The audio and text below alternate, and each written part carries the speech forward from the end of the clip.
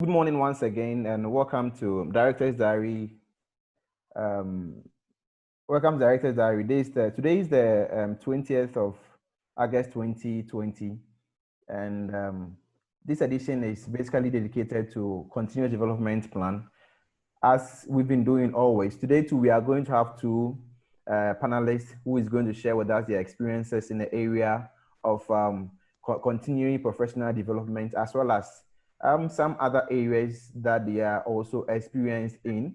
We would also during the program talk a bit about the leadership issues happening in Mali, and see what we can also contribute as leaders, and what lessons can African leaders also learn from what is going on. We are the Chartered Institute of Leadership and Governance.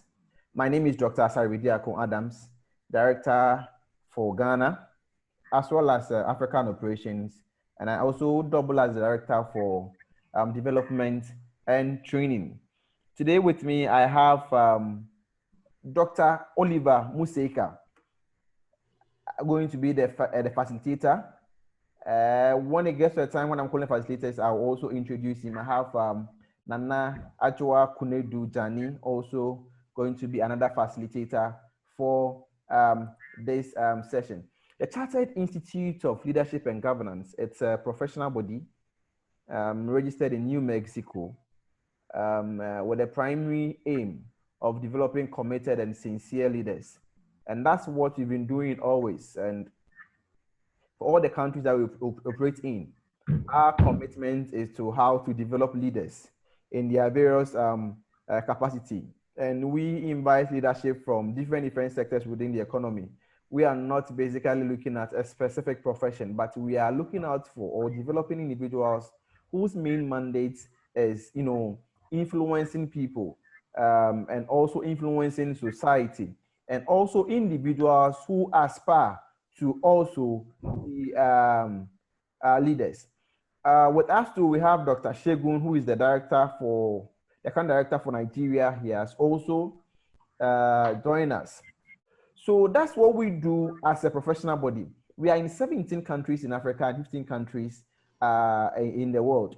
We are into membership recruitment. We train our members to become professional in areas of leadership. And as part of the things that we do, we also provide this platform, which is Director's Diary, where we interview our fellow members, and also our fellow members also share with the entire society or the world at large what they've also been doing in their countries so far as leadership is in concern, and also use that same opportunity to also discuss topical issues as we are about to discuss today, which is the continuing development plan. Do I need one? Because we've seen most people have issues when it comes to getting a continuing development plan. People think that I have my PhD, I have my MD, I have my academic degrees. Do I still have to get a continuing development plan? What is important? Why do you have to even attend seminars? What do I even have to attend trainings? And there are people, when the training is not even being sponsored by their companies or their institutions, they even don't see the need of they attending, because they see attending those trainings as a benefit to their company and not to them. Today, we are going to discuss all these issues at the same time. So to introduce the first facilitator, he is in the person of Dr. Oliver Museka. He is a fellow of the Chartered Institute of Leadership and Governance, director for the same institute for Eswatini, formerly Swaziland, and the deputy director for Africa Operations. He is also a fellow of the Chartered Institute of Customer Management and a fellow of the Chartered Institute of Management and Leadership as well. He's the founder of Institute of Research and Development Management and the chief organizer for Eswatini Customer Service Week. Doc, you are welcome. Thank you, Doc. How are you? I'm doing very fine. Okay, let me quickly introduce the second facilitator. And our second facilitator is in the person of Mrs. Adwoa Konadu Dsane. Mrs. Adwoa Konadu Dsane is a fellow of the Chartered Institute of Leadership and Governance. He is also a chartered professional administrator, a chartered management consultant, and a deputy director for management and scientific research at the University of Ghana Medical Center, and founder/president of the Thyroid Ghana Foundation. She also holds a professional certificate in human resource management from the Institute of Human Resource Management Practitioners, a Commonwealth Executive Master of Business Administration from Kwame Nkrumah University of Science and Technology, and a Bachelor of Science in Management Studies from University of Cape Coast. Mrs. Dsane has over 15 years experience in administration, having worked at the office of the Provost College of Health Sciences and University of Ghana Medical School, now School of Medical Science and Dentistry. Holding various administrative ranks, she previously worked as an administrative officer on the Hangar Project, Ghana, and in the finance department of the Trasaco Real Estate Company. Mrs. Dsane established the Thyroid Ghana Foundation following her battle with hypothyroidism. The organization seeks to create awareness of the thyroid disease in Ghana and bring affordable treatment to those affected by it. As part of its action plan, the foundation seeks to establish a state-of-the-art health center for the treatment and care of thyroid patients in the Greater Accra region. Mrs. Dsane is also the chairperson of the Global Transformation Agents, Global Agents Foundation, an NGO focused on youth development through the transformation of prisoners, advocacy for peace and sanitation, improvement of people. She is an associate member of the Chartered Institute of Administrators and Management Consultants and the Institute of Human Resource Practitioners Ghana. Mrs. Dsane is the vice chairperson of the Chartered Institute of Leadership and Governance, National Executive Council. She is also the patroness of the Ghana. She is happily married and blessed with 3 children. Mrs. Dsane, you are welcome. Thank you, Mr. Adams. Okay, so that was a very long introduction. Yes, that was very long, but it's okay. So we'll start with Dr. Oliver. So today, Dr. Oliver, can you first of all introduce yourself to us, what you do with IRDM and what you've been doing in Eswatini? Thank you so much, Doc. Thank you for the opportunity and the platform for us to discuss on continued development plan. I'm the founder and executive director of the Institute of Research Management and Development in Eswatini, which is a capacity building, training and research institute in the Kingdom of Eswatini. Also offering academic qualifications in Eswatini. Apart from that, I'm also the founder and chief organizer of the Eswatini Customer Service Week, which is an initiative driven towards creating a customer-centric kingdom that is basically customer service advocates by celebrating the International Customer Service Week, conscientizing companies on the importance of customer service, and also reminding on the do's and don'ts of customer service. You always need a teaser, or you need someone who always reminds people on what needs to be done. Apart from that, I'm deputy.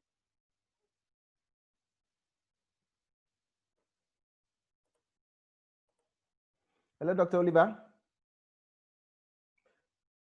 Okay, I think Dr. Oliver is having connection issues. So whilst he joins us again, let me also remind us that kindly mute your microphone if you're joining us for the when you join us here in the meeting room. We are also streaming live on different Facebook pages as well. If you have any question concerning the discussion we are having so far, you can also send your question either on our Facebook social media handles, or if you are in the meeting room here, you can also text us your questions, and our facilitators will duly handle that. Aside our facilitators, we will still have other dignitaries who will be joining us, and once they join us in the meeting room, we will introduce them in due course. Dr. Oliver, are you back? Dr. Oliver, are you back? Okay, then before we get Dr. Oliver back connected, then let's go back to our second facilitator to also start with the introduction and what, basically, I know she's doing much with the Thyroid Ghana Foundation. They've been organizing series of events here in Ghana. It's one NGO of which is in health, and it's doing wonders, with few and resources. They are doing very well, and we are happy as CILG to have one of us being the one to pioneer this initiative here in Ghana. So we are CILG deemed to give her all our support, and in fact, even with some of our resources to also work in area of health. Mrs. Dsane, can you kindly introduce yourself and what the Thyroid Foundation is also doing here in Ghana? All right, thank you very much. The Thyroid Ghana Foundation is basically creating awareness in that thyroid conditions are not even common among health professionals. It's not an area that when someone is not well, a health professional's mind will go there. In that conditions, some of the symptoms look just like other conditions. So you might easily be misdiagnosed. You might be misdiagnosed with having high blood pressure, having other liver function diseases. Because if you have a thyroid condition, most of your laboratory results may look like you have any of what conditions I've mentioned. So the Thyroid Ghana Foundation is letting health professionals and the general public know that there's condition, something called thyroid disorders. So if you are being treated for something that is not worth it, or is not going, is not working, then you can prompt your health professional's mind onto that. You've heard that there's a condition called thyroid disorders. Could you be checked for it? So that's our awareness. And then we also provide support for patients' care, affordable treatment, because most of the thyroid conditions laboratory tests are not covered under the health insurance of Ghana. So we are also working with a lot of organizations like the MDS, which is the biggest laboratory in Ghana. And they are giving 10% discount on all the laboratory tests that any patient do. Any patient who is registered under the foundation goes to do with them. We have scam ports, we have NS chemists who are also supporting our activities. So far, the foundation has registered over 500 patients, only in Accra. We are yet to move to Kumasi and the other part of Ghana. So it means that it's a condition which is really, really had to be looked at, because if only in Accra, visiting just 2 hospitals, we've registered over 500 patients, then it's something that we have to look out for. Because it's not everybody who has a thyroid disorder and gets a swollen neck. I never had a swollen neck, but I was having a lot of symptoms that looked like other conditions. So that's what we are doing. But I'm currently working as a Deputy Director for Medical and Scientific Research with the University of Ghana Medical Center, which is a quaternary hospital in Ghana and one of the best in Africa. So as the Deputy Director of Research, my basic way is create awareness about medical and scientific research, translational research, which will bring solution to patients. So we also look for funding for research and then manage the research funding from the various donor agencies like NIH, the World Health Organization, DANIDA, UNICEF, and all the rest out there. So basically, that is what I've been doing. I've also been training young ones, promoting youth empowerment and women empowerment as well. That if you're a woman, there should be no limit. You can go as far as you want to, once you plan to progress. So that is what I've been doing. Thank you very much. You're welcome. That's very packed. Okay, so you've taken us from thyroid through University of Ghana and the other places that you've been working. So how then do you manage all these things together at the same time? Okay, so planning, as I said, planning is the key. As we are talking about continuous development plan, do you need it? If you plan it well, you'll be able to do a lot of things at the same time. Because thyroid came alongside my professional thing, but I realized that the way I was being mismanaged, which took up over 8 months before a diagnosis was reached, I realized that it was worth adding it up. So I plan myself very well. I do a lot of planning to be able to do everything so that I can be efficient. Because without planning, you can't be efficient. So I plan, I put down what I have to do, and then I group it into activities, and then I schedule through it. So that is how I'm able to do all that. Okay, so taking us through from your days in UCC through to your master's program. Now you are with UNISA, University of South Africa, for your PhD program. All these academic programs, you are part of other professional bodies. Why then do you still think that continuous professional development is still needed? Well, new things evolve every day. New ideas, new innovations evolve daily. So if you don't have a continuous professional plan as part of your daily activity, you'll be living in the old age. When new things are evolving, you'll be left behind.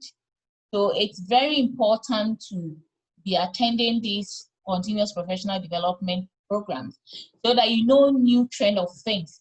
Something that probably you using 2 days to do, when you attend these things, something can come up, an innovative way of doing it can come up, which is going to let you use less time to achieve it. So it helps you to be innovative. It helps you to be abreast with what is happening, because maybe you have an edition. That's why books come in different editions. New editions that are always added up. The new things that come are added up. So as you attend these continuous professional programs, you will acquaint yourself with the new trends of doing things, the involvement of new skills and all that. So it's very, very important to have yourself acquainted with professional development programs that are in line with your profession. It's not good to be doing bits and pieces of everything. At the end of the day, if you do this, you do that, tomorrow you will not be able to be a master of everything. Because when you take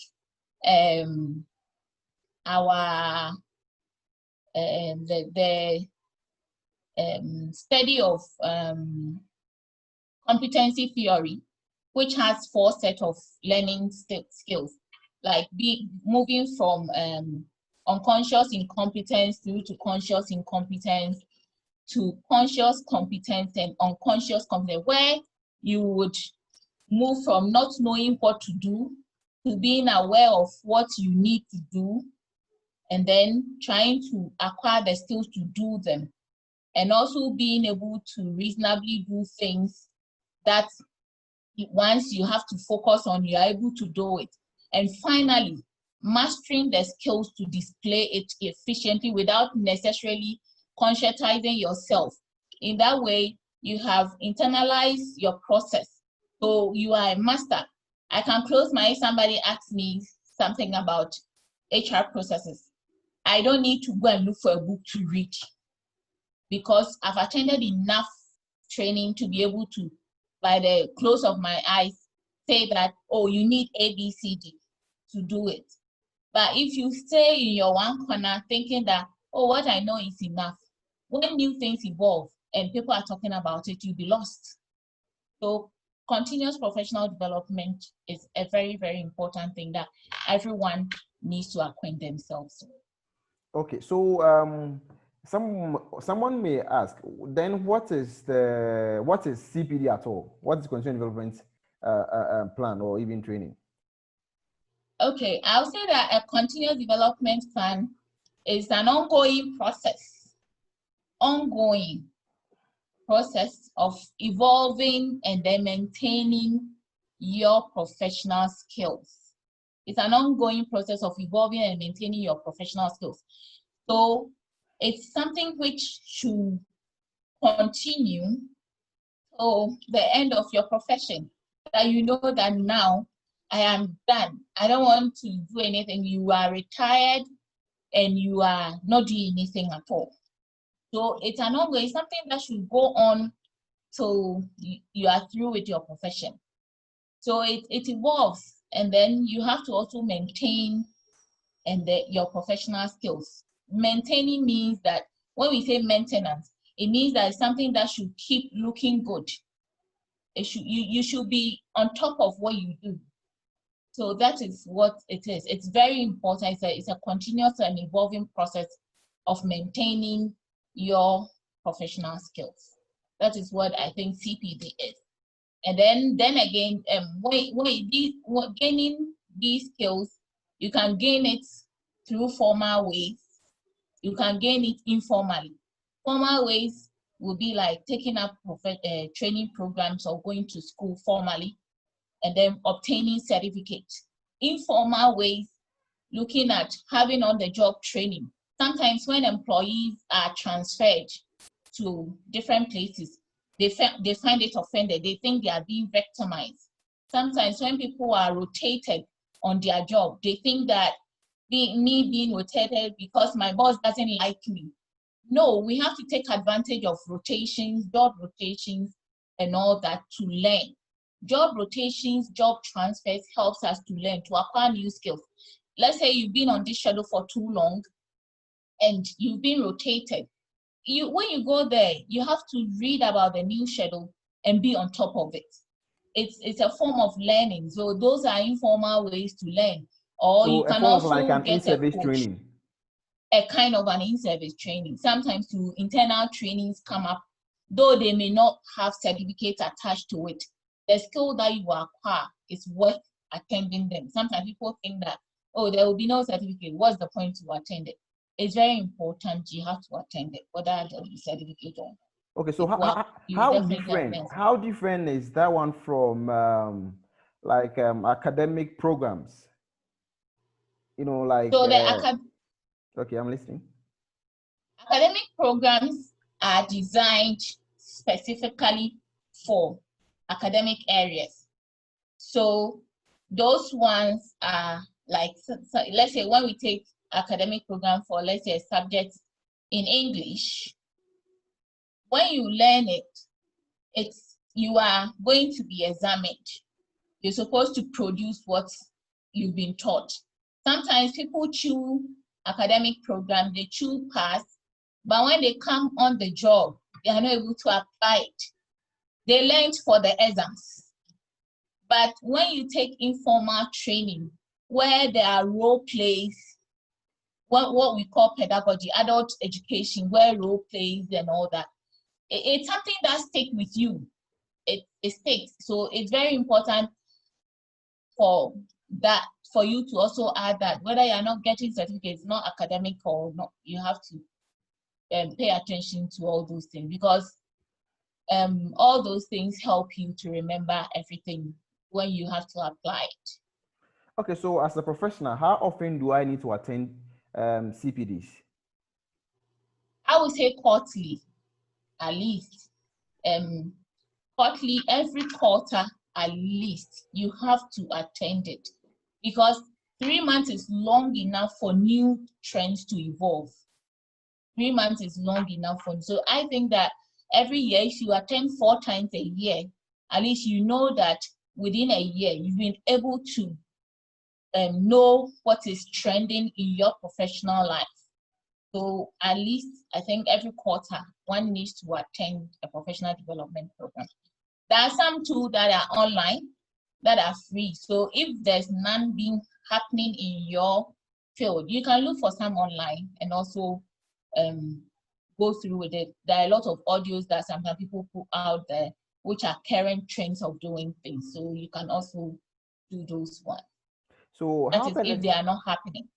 So how beneficial has CPDs been to your career development? You know, because despite the different areas and you've worked and you keep working, the academic programs you've done so far or you are still doing, you still keep going for CPDs and still encourage others to do to go for CPD trainings. And I know there are other young people, you even advise them to go for professional trainings as compared to the more academic type of training. How beneficial has this CPDs really been to your career development? Okay, so sometimes these CPDs, when you go, you are put in groups. Let me give this typical example. CPDs help me to be able to be a public speaker. Sometimes some people are, they are not out there, they are not able to talk in public. But when you attend CPD, sometimes you are put in groups. Anyone can be just pointed out to present the group work. In some of these academic work, sometimes people do things even online, the academic programs that are distant and all that.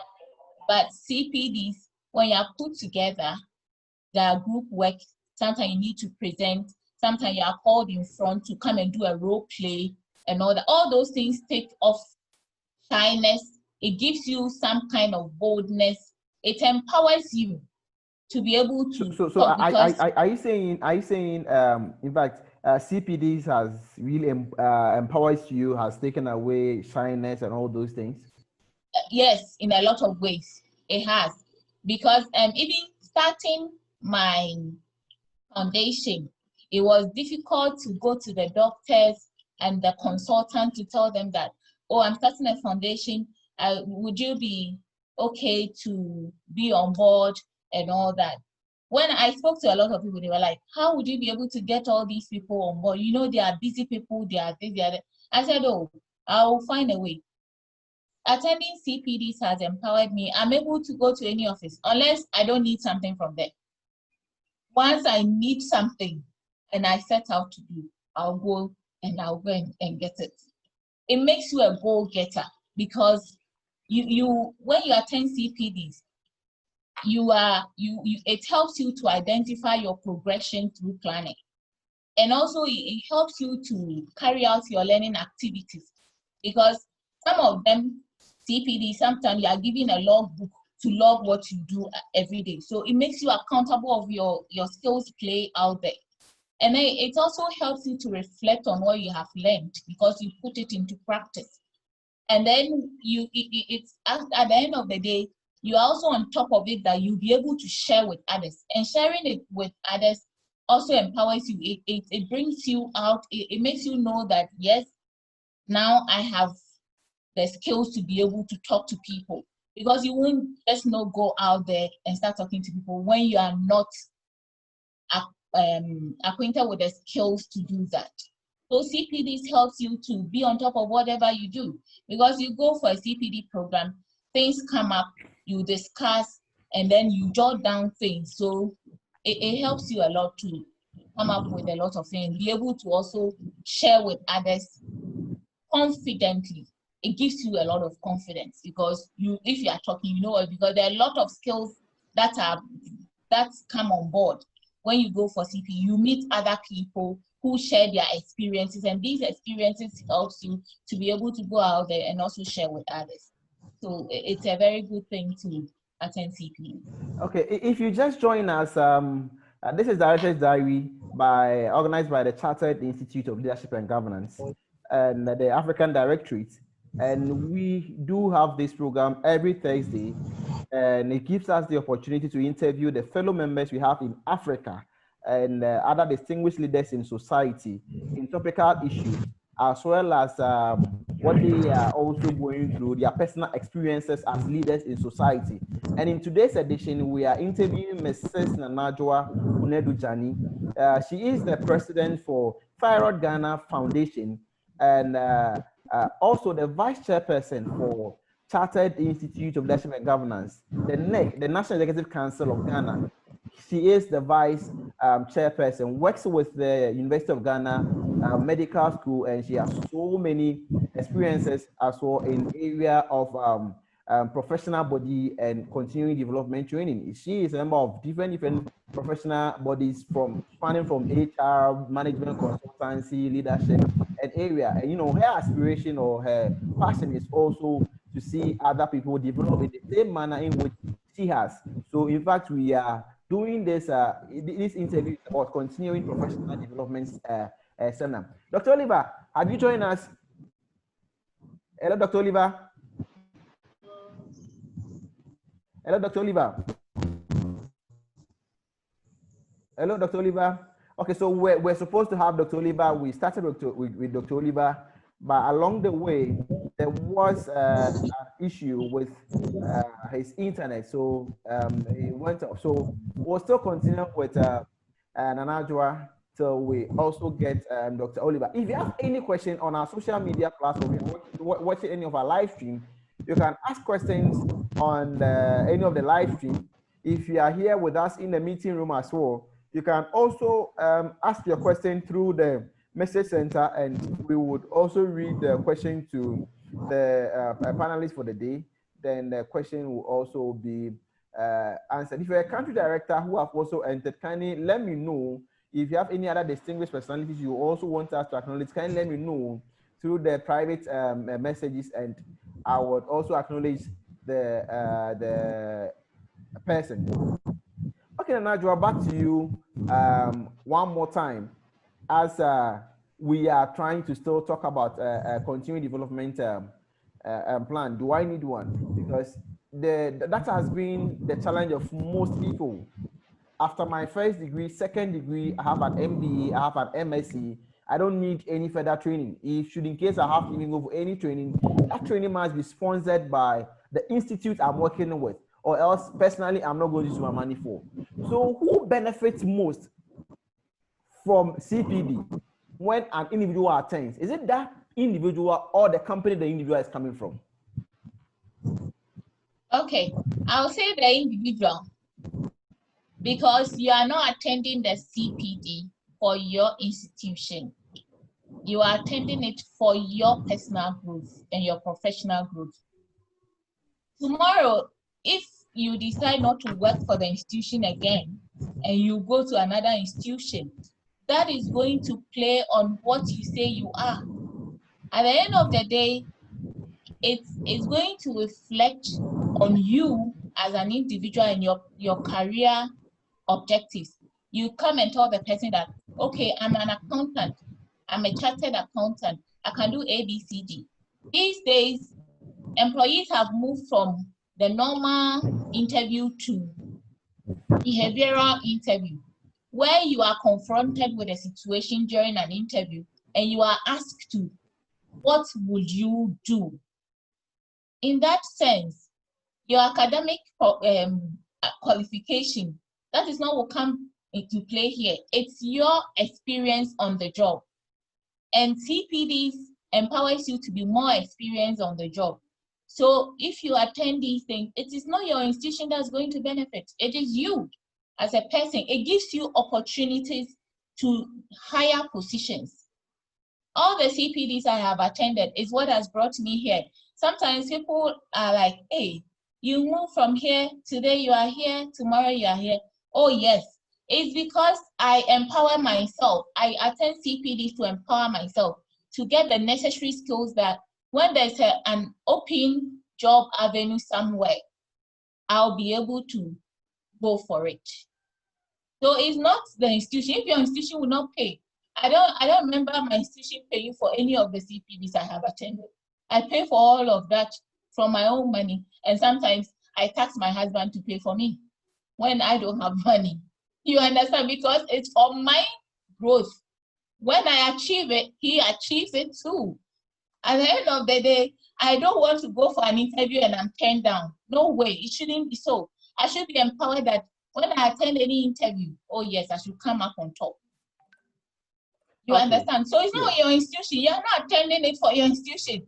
They will, yes, you are going to share the experience, you are going to work on it, but even using what you have acquired to work there is going to bring you on top of it, because the experience that you gain, you are going to put it into practice. So it's going to empower you. It's going to make you more efficient and effective when you move somewhere, because you've put that into practice somewhere else. So it's not your institution, it's you, the individual, who benefits the most. Okay, there's a question here. I'll ask this question after that. Welcome, we have another fellow with us, Barrister Alex Koti. You know, I'll get the name right and come back to that. But kindly, Nana, this question is from Elizabeth. Outside of the corporate workplace, how can one make the learning useful in retirement? Outside of the corporate workplace, how can one make the learning useful in retirement? Okay, so I'll say that there are a lot of NGOs out there who needs people as volunteers. Volunteer so that you don't forget what your skills. You will always be useful. Once you have acquired the skills, ensure that there are a lot of NGOs out there, some into childcare, some into health, some into public speaking. So even if in your area there's none, start something. You can always start something. Registering is not something that is so difficult in Ghana that you want to register an NGO and you are being stressed out. You're not going to be stressed out. Just do something to help the younger ones. Pass it on to the incoming generation. Pass your experiences on to it. When you were introduced, you said I'm part of a ladies' wing of Gamsu. I volunteer to be. It's not something I'm being paid for. Sometimes even when I go to meet the young ones, I have to buy something to share with them, so that anytime I want to go and talk to them, they will run to you. You can put it into something. You have a church there. There's a mosque, there are the youth coming up. Share your experience with them, pass on to the generation, and let somebody pick it up. So you can put it into practice by just volunteering into any NGO, or you starting something. Even if you don't want to register it formally, you can start something small in your community. You have to help people, help the younger ones, so that they will know how things are done properly. Because of internet and social media, a lot of the younger ones are drifting off from things that are good for them. So just get them together, share with them, so that, we'll have great young generations better than us when tomorrow we are not there. Okay, another question. Quick one from Wariboko. Sorry if I did not get the name well. It says CPD is good and vital for development. Please, one problem almost encountered is most employers are scared of developing their employees because they feel they will run to other establishments. Also, the economic cost of going for CPDs is also hindering. What do you advise when one is faced with these? Okay. Sometimes organizations will tell you that their budget cannot pay for CPDs. That's why I said earlier on that if you attend CPDs, you attend it for your own self. So do it when there's an opportunity. Of course, if I am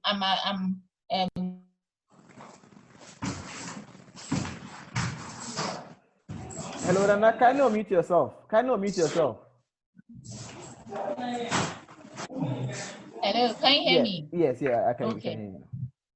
So what I was saying is, if I attend CPDs, of course, definitely my market value is going to be high.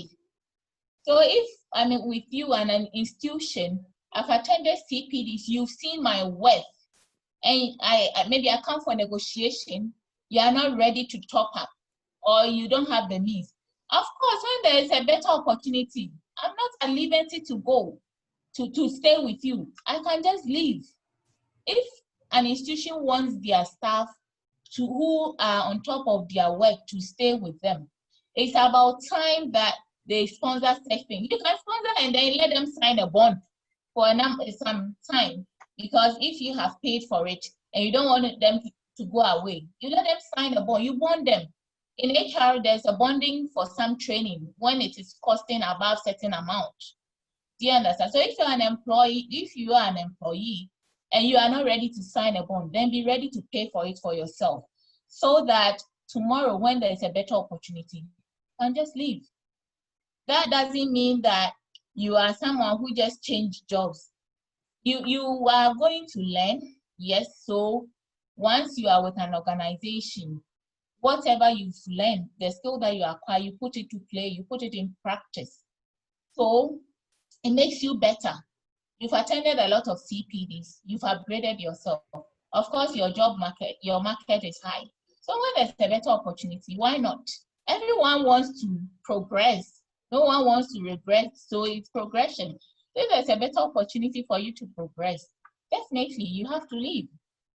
Do you understand? So when you're confronted with such issues, if they don't want to pay, and you think that when I get this, when I'm able to do this, it's going to help you, make you more marketable, then go for it. So I always say that no matter how small your salary, save some for your career development, no matter how small. Save some small amount of it for your career development. So I think that is what you can do. Okay, so if you've just joined us, I've seen a number of people joining us through our social media handles and also joining us here in the Zoom meeting room. This is the Director's Diary organized by Chartered Institute of Leadership and Governance. It's free of charge, being done same time every Thursday, where we give the opportunity to interview our fellows.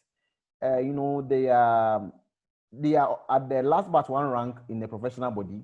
They have vast experiences in leadership and different areas. So we do interview them so that they can share with us their experience and also share with us their discussion on topical issues. So for instance, today we are doing continuing development plan, and we have with us Adwoa Konadu Dsane. She is a fellow. She is the vice chairperson of the National Executive Council, CILG Ghana chapter. She's the president of Ghana.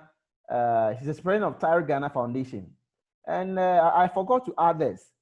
She is also the CILG Personality of the Year for Ghana in 2018. She was the Personality of the Year in 2018 at the same time. And today we are looking at continuing development plan. Do I need one? You know that we still have more questions in our meeting rooms and other places. But now one question that has also come from our social media handle is the person wants to know, what should an employee consider in submitting a CPD proposal to an employer for funding? Okay, so if you're an employee, one, you have to look at the mission, the vision and mission of your organization.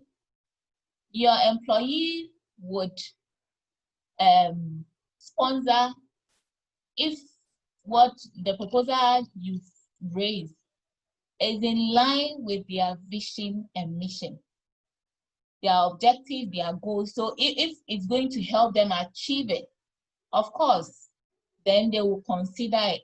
So first and foremost, you have to really read and understand the vision.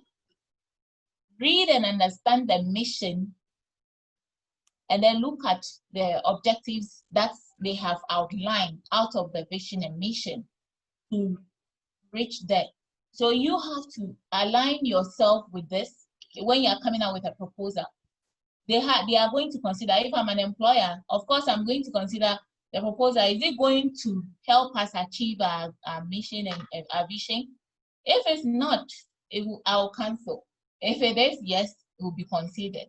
So you have to first read the vision and mission to understand, so that you'll be able to put up a good proposal that will help achieve it.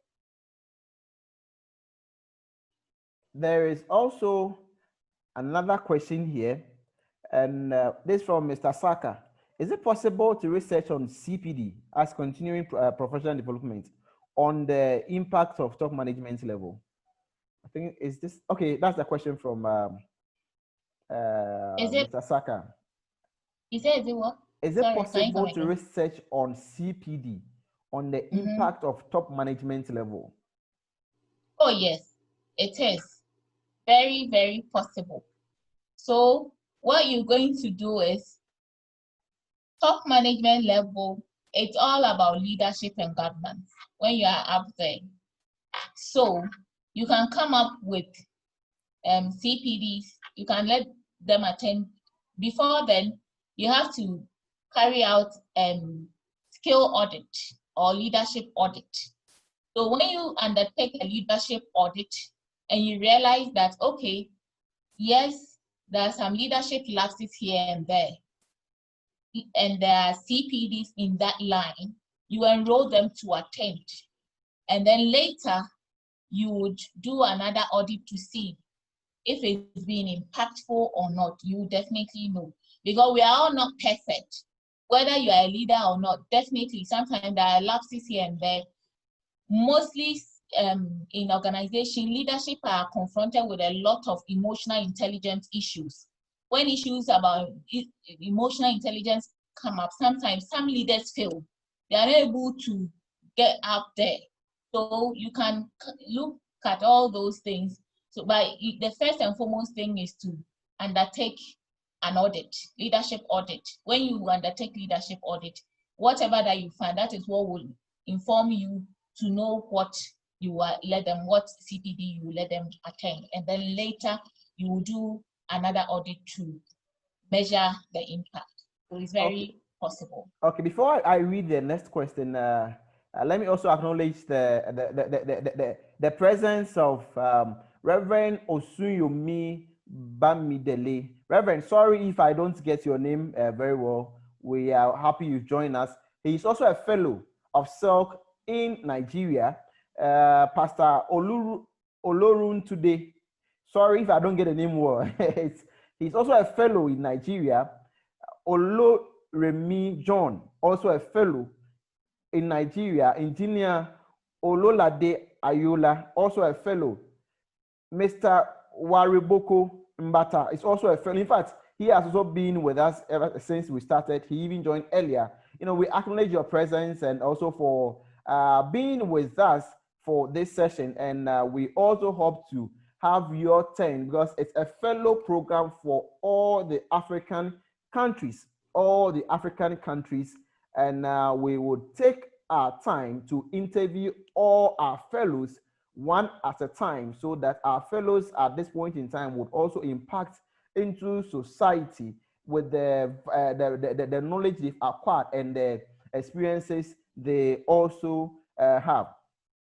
Now we at this point we will still invite your contribution. If you have any contribution, kindly let me know or let us, and we'll invite your contribution. We are just 10 minutes away to closing, so that we invite your contribution. But let me come back to our guest for today as well. Nana, you know, after knowing the requirements, what you need to do to get to your employee, so that your employee will sponsor your event. What happens if you work with an employer who seems not to ready not to sponsor any of your CPD programs? The employer is not ready to sponsor any of your programs, irrespective of where you are coming from or irrespective of the topic. The employer is not ready. It happens a lot. I mean, every organization have their budget. The budget beginning of the year. Some people, their year is June to July, some from January to December. So probably it might not be in their budget. So they may not have the means to sponsor. But I think that every institution would want their employees to be on top of their job, to contribute so that they will achieve high productivity. So probably that year, they may not have it in their budget. So you have to first go and discuss that, oh, this and this is it. As I said, that you have looked at the vision and all that, so you've come up with a good proposal.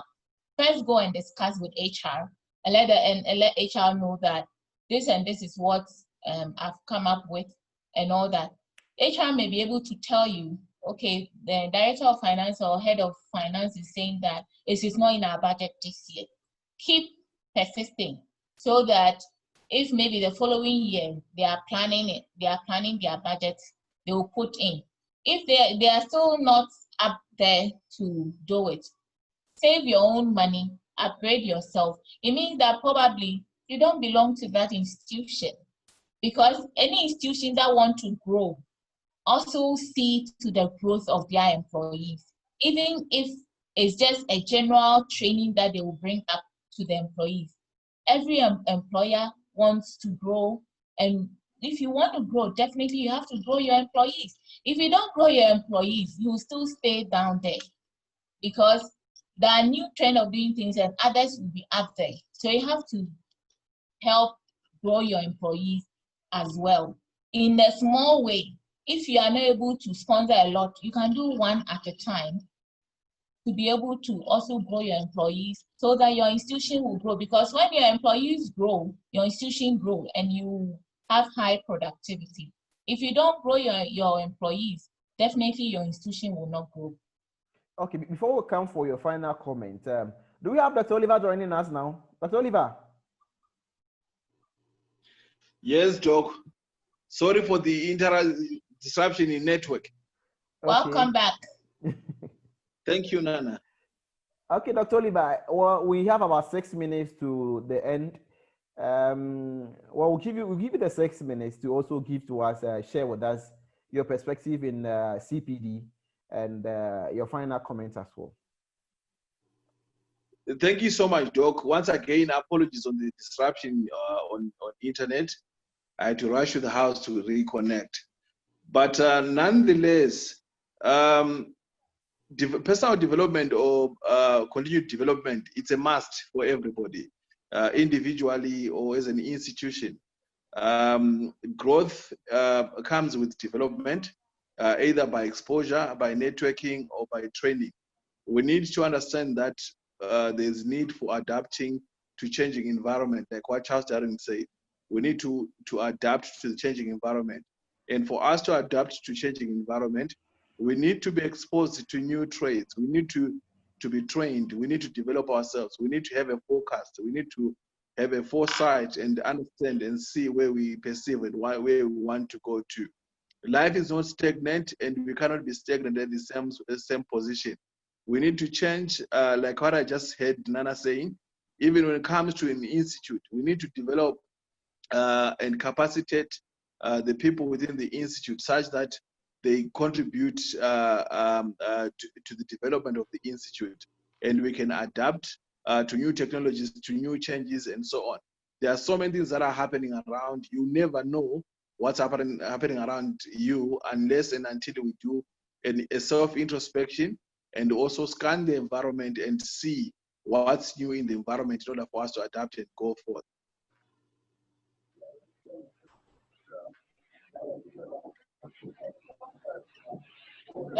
Please unmute your microphone. Okay, yeah, that's fine. And since I will still want to go by our time, we'll still invite the final comments from Nana, Adwoa, and after that we'll do final comments from Dr. Oliver.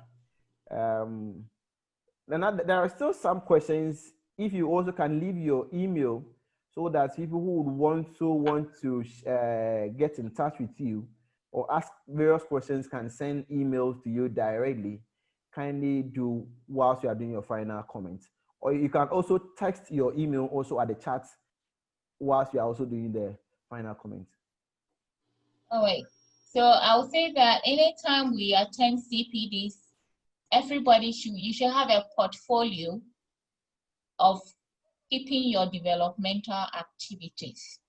And then in that portfolio, you should record the knowledge that you have acquired, and then what you seek, which areas you seek to develop. Knowledge seeking, it's continuous thing. So we should always go for it. And then I'll also say that having a continuous professional, it's something that you have to start at the early stages of your career. You have to plan it at the early stages of it so that it helps you to keep in track. And then finally, I'll say that continuous development planning is an ongoing process. It's ongoing as well as it's a cycle. So cycle never ends. It goes and comes back because there are always new things that are evolving. So one should always continue to learn throughout your professional life. And my email address is naakoa@yahoo.com. You can also reach me on the Thorough Ghana Foundation website, www.thoroughghanafoundation.org. My phone number, my email address, and everything is there. Thank you very much for your attention. And thank you for having me, Dr. Adams, and CILG Ghana, and CILG Africa. Thank you. Thank you. Thank you. Dr. Oliver. Thank you, sir. What I can say is one needs to understand where they are today and understand where they want to go to. And then when they've understood where they want to go to, they need to look at what kind of programs they need in order for them to attain what they want to attain by doing environmental scanning. Like I indicated earlier on, training, exposure, networking helps one to develop.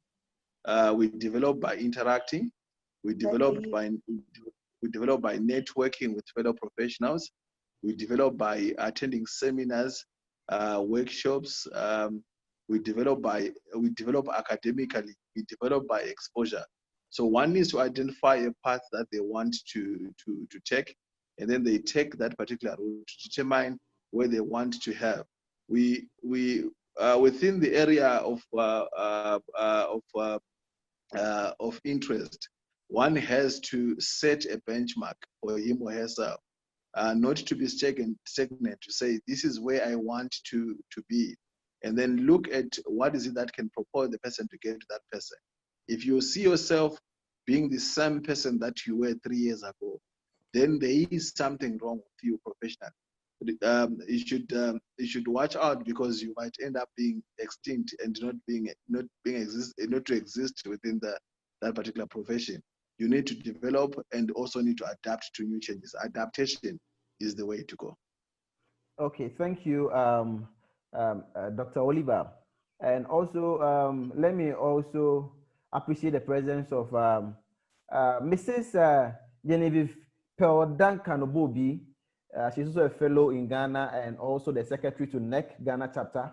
We have also our director of protocol, Madam Janet Amikiku, also joining us also here in Ghana. In fact, all protocols duly observed, all protocols. I'm just able to mention the few I can see on my screen. So for one or two reasons, if I'm not able to see, if I've not been able to acknowledge you, then maybe I've not been able to see your full name on the screen. So all protocols duly observed. Also, I would also want us to encourage us to also, it's the same link, the same password we use every Thursday. And also would also want to use this opportunity to invite you, especially invite you to our upcoming conference in Dubai. Our upcoming conference in Dubai is the African Leadership and Investment Conference, coming on the 2nd to the 7th of November at Sheraton Hotel. I know country directors have already started marketing the conferences in various countries. If you are in Nigeria, you know the country director to talk to. If you are in Ghana, if you are in Botswana, if you are in Ethiopia, if you are in Rwanda, you all know the country director to talk to. If you are in Mali, if you are in Togo, if you are in Cameroon, you all know your country directors that you are supposed to talk to. Kindly get to them and they will give you all the details you need to have for the November conference. Accommodation, tourism, everything is provided, and it's leadership and investment conference.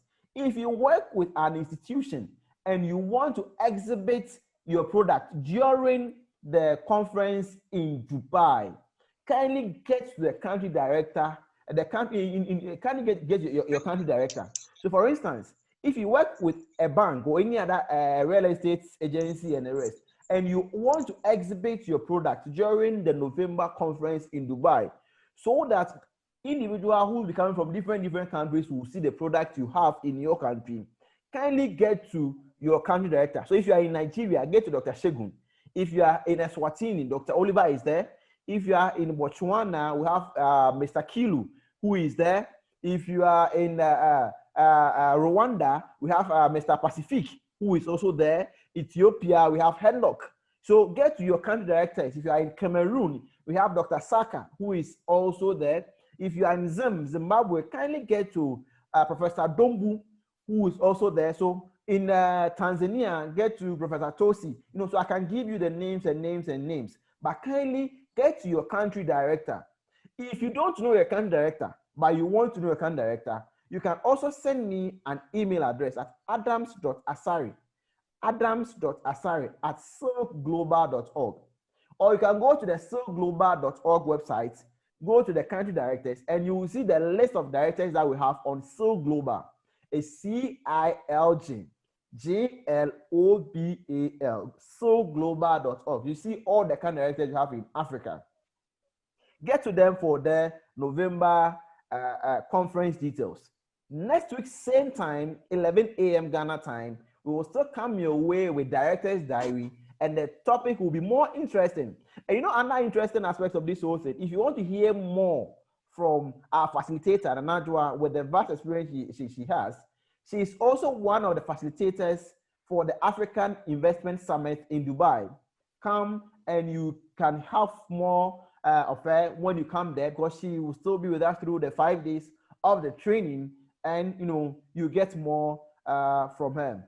Thank you for making time for today's Director's Diary, and God bless you for attending and wherever you are. Still, as a reminder, we have African Leadership and Investment Summit coming up in November. Kindly make it a point to contact your country director. If you also want to be a member, still contact the country director at the same time on the membership. They will give you their email address and they'll take you through all the membership procedure. If you are a fellow, if you're a fellow and you have not received any letter concerning Director's Diary, still get to your country director and express your interest. We will still send you the letter and also feature you in one of the sessions. Thank you for making time, and God bless you all. Bye-bye.